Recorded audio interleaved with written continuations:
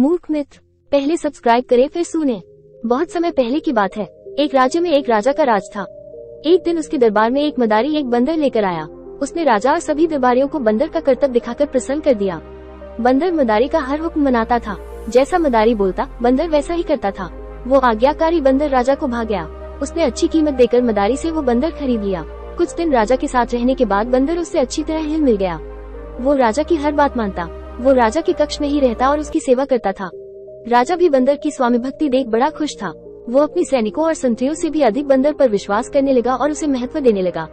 सैनिकों को ये बात बुरी लगती थी, किंतु वे राजा के समक्ष कुछ कह नहीं पाते थे। एक दोपहर की बात है। राजा अपने शयन कक्ष में आराम कर रहा था।